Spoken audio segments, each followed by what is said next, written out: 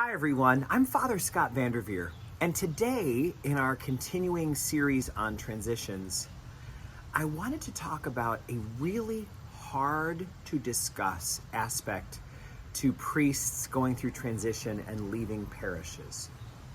And that is, do you follow that priest or do you stay put where you are? I loved Father Jerry Appleby. He was my great mentor in so many things, but especially homilies.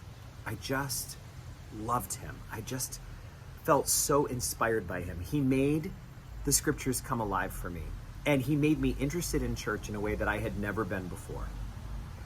So when he retired, I had to really ask myself, how much of my relationship with this parish was him, and how much of it was the other parts of parish life? If the father of the community leaves, what does that mean for me as a member of the family in the community? When the conductor of the orchestra is moved somewhere else, what happens to the violins and the violas and the bass and the flutes? What happens to the timpani? And I've had several people come to me and say, Father, I have connected to God very well through you particularly, your preaching, your stories, and I'm not sure if I can do that in the same way with someone else. It's a really challenging part of us having the sacraments be such an important part of our Catholic faith, because that means the practitioners of the sacraments, the priests who lead the sacraments, become incredibly important to us. And that's no secret to anybody.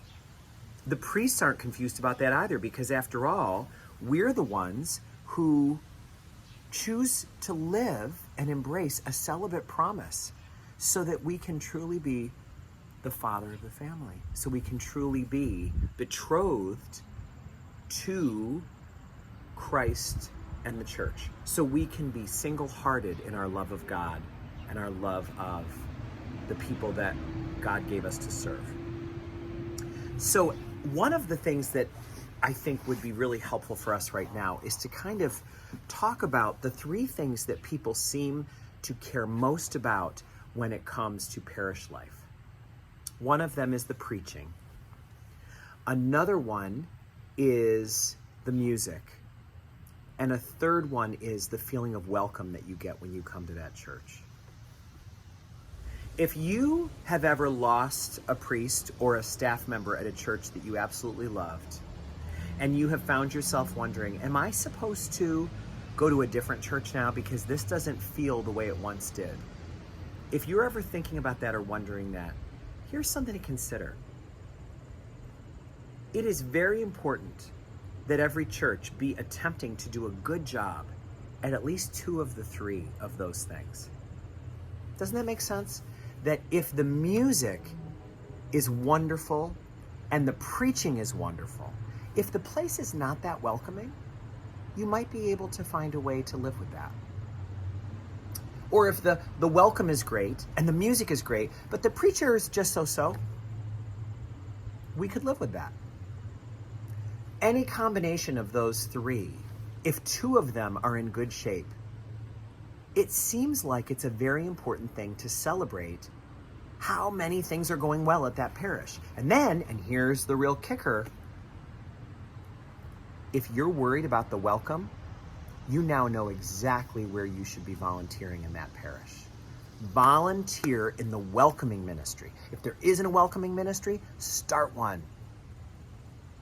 If the music is the weak link, you love the preaching and you love the welcome that's in the parish, but the music is a little soft, you now know where you could donate your services. But if you're like, I'm not a musician, I can't do that, maybe you'd be willing to network with the local school district and find out if there's any students from the music program that could could work with you. Maybe you could offer to give some directed donations to the music department so that the music director has more resources to work with.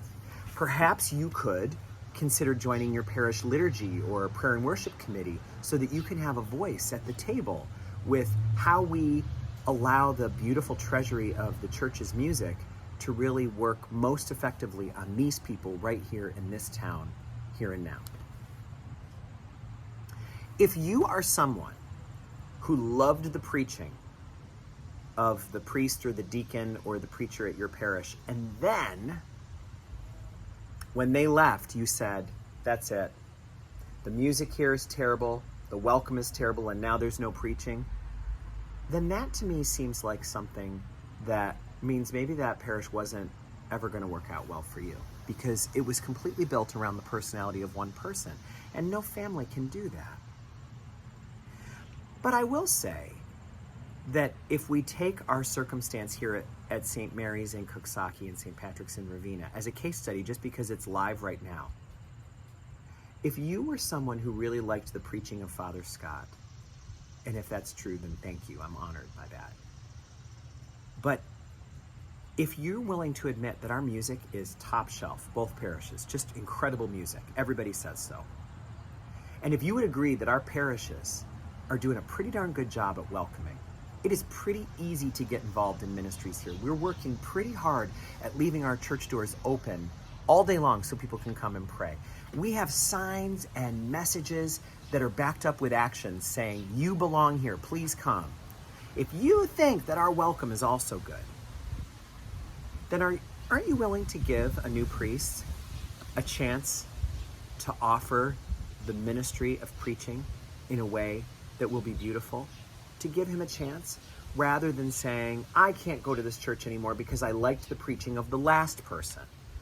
Doesn't that, as soon as you hear it, sound kind of like, doesn't ring right, doesn't feel like it's the best approach. Also, when my beloved Father Jerry left the parish that I grew up in, I never got to hear his voice again. He was transferred through retirement to a totally different circumstance, too far away for me to go. And so I just never was able to hear his preaching again. It rings in my head even now. But because of YouTube, because of Apple Podcasts and Spotify, because of the miracle of the internet, we can hear our favorite preachers in the middle of the week in a way that can supplement what we're already hearing as we gather at Mass. That's what I do all the time. I listen to other preachers preach all the time. It helps me so much. It's so life-giving for me. If we're dealing with a place where two of the three are a disaster, we might consider it a little bit more like a family situation where it is, gosh, if this family is in crisis right now, is it a good time for me to leave? Or is it a good time for me to dig in just a little bit more? There's a question that we could ask ourselves. However, let's be honest.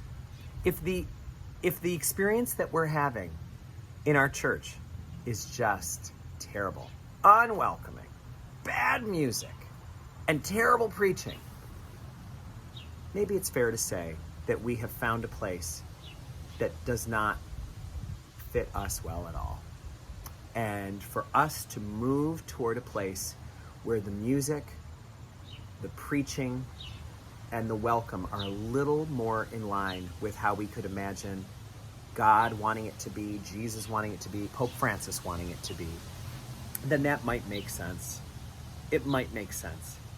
However, if we're going to base all those things just on taste, if I know that the music at my parish is wonderful, it's just a little more elegant or a little more folksy than I feel comfortable with, maybe it would be good for me to admit that my tastes don't need to be the very highest, most supreme measure of what we're doing here. Maybe we could make some room for something just a little bit different in our heart so that our parish family can be our parish family.